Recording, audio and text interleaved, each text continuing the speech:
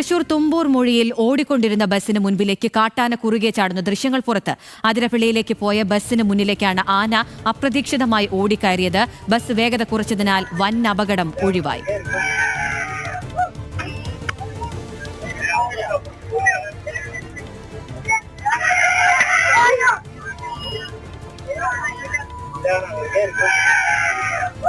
വിവരങ്ങളുമായി തൃശൂരിൽ നിന്ന് ലെവിൻ കെ വിജയൻ ചേരുന്നുണ്ട്.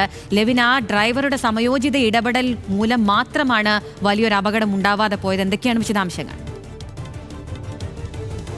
ഉച്ചയ്ക്ക് 12:15 കൂടിയാണ് ഈ ഇത്തരത്തിൽ കാണുന്ന ദൃശ്യങ്ങൾ സംബന്ധിച്ച അപകടം നടക്കുന്നത്. ആതിരപ്പള്ളി മലക്കപ്പാറ റൂട്ടിൽ തുമ്പൂർ മൊഴിയിൽ വെച്ചാണ് വനത്തിന് നടുവിലൂടെയുള്ള പാതയിൽ, സംസ്ഥാന പാതയിലേക്ക് റോഡരികിൽ നിന്നും കാട്ടാന ഓടിക്കയറുന്നത്. സ്വകാര്യ ബസ്സിൽ യാത്ര ചെയ്യുകയായിരുന്ന ആളുകളടക്കം അപകടത്തിൽപ്പെടേണ്ട സംഭവമായിരുന്നു. പക്ഷേ സമയോചിതമായി തന്നെ ഡ്രൈവർക്ക് ബ്രേക്ക് ചെയ്യാനായതാണ് ആനയുടെ ദേഹത്ത് തട്ടാതെ ബസ് അപകടം ഒഴിവായി മാറിയത്. നിരവധി യാത്രക്കാർ ഈ സമയത്ത് സ്വകാര്യ ബസ്സിലുണ്ടായിരുന്നു. അതോടൊപ്പം തന്നെ ആനയ്ക്കും ബസ് തട്ടിയുള്ള അപകടം ഉണ്ടാവേണ്ടതായിരുന്നു.